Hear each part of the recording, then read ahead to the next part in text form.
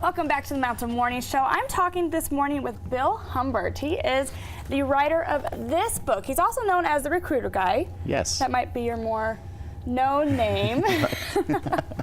Tell me, first of all, before we get into the nitty-gritty, tell me about what you do. I'm a professional speaker listed with National Speakers Association.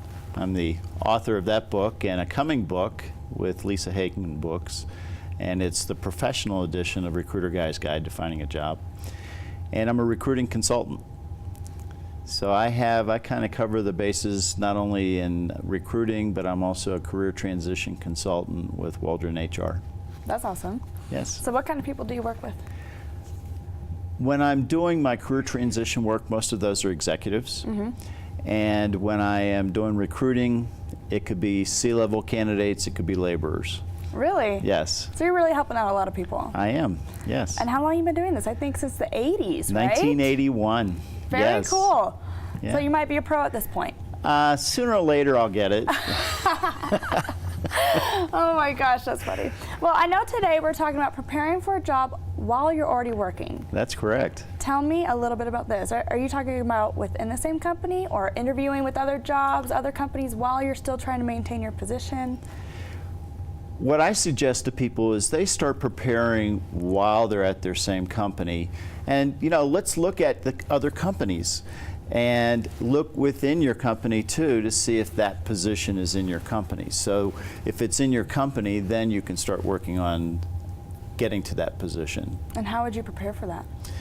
It's pretty easy. One of the things you would do is talk with your manager and have the manager mentor or coach you on what needs to be done. But the other thing is to talk to the people who are in a position right now and find out how they got there. Could that be, I don't know, a little bit weird to talk to your manager? Is it uncomfortable to go up there and be like, hey, I'm kind of interested in this new position? I mean, how does that conversation go?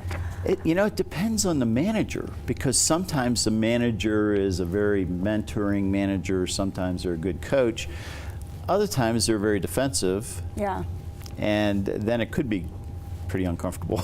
Well, in the case that it's uncomfortable, in the case that he says or she says, we're really looking for outside people, what do you do in that case? Because now you've kind of exposed yourself. You kind of said, hey, I'm not really happy where I am. I'm looking for something different. I mean, is that manager now going to be worried about you looking other places?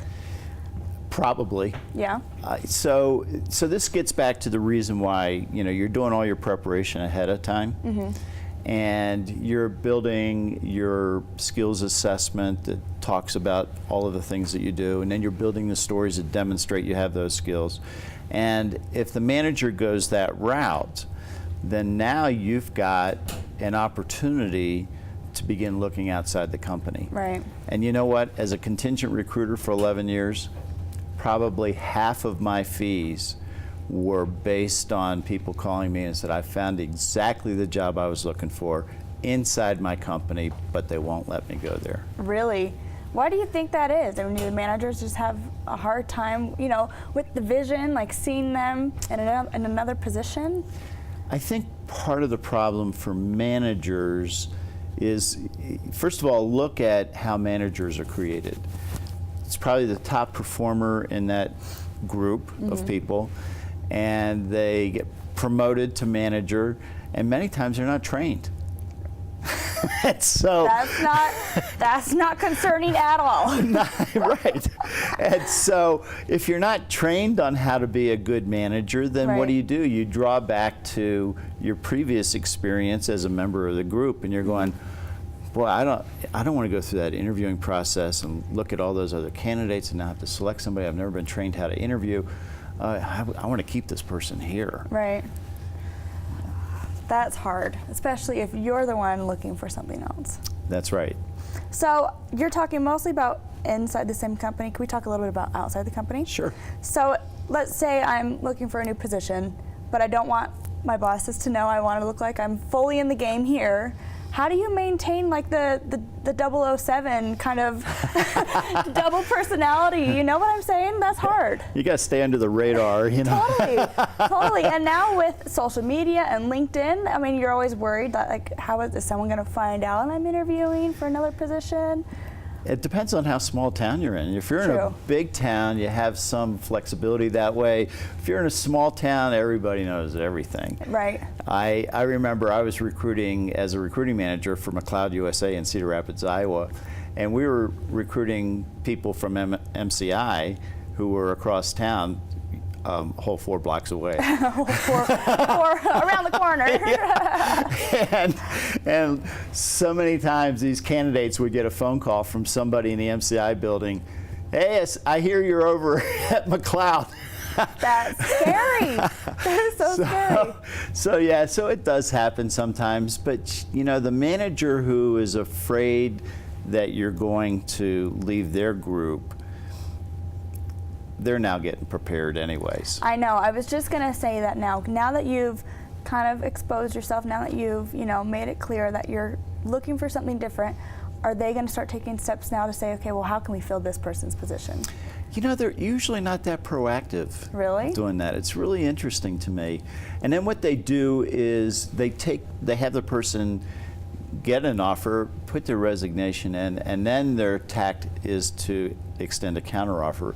And it's totally wrong to accept counteroffers. Really? 87% of all the people who accept counteroffers are gone within a year. Oh my gosh. So they do a brain drain. Yeah. And then they do a reorg. And then you're out of there. Yeah, after you just worked your butt off. Yep. And now you don't have a job with the previous company because you broke that trust. Yeah.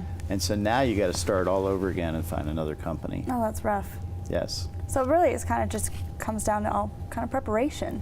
It does come down. Making sure it fits. Right. And get your annual review, make paper copies of it, put them in the file every year, because once you're gone from that company, you lose access to that information. Right.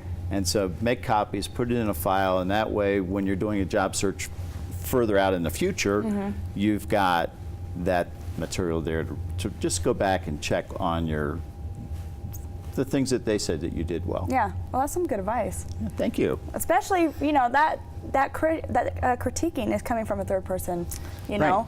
Completely objective. So it's hard to kind of look at yourself and think, what are my skills? What are my weaknesses? Because you may think something that your boss, your employer, thinks differently. That's right.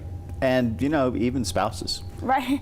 Seriously. No way. I can't imagine that. I know. See, this past Friday, Linda and I celebrated our 44th anniversary. Wow, congratulations. Thank you. So you guys need to just chase us right up the road. Yeah. This year I'll be celebrating my 3rd. Yay! Good. Congratulations.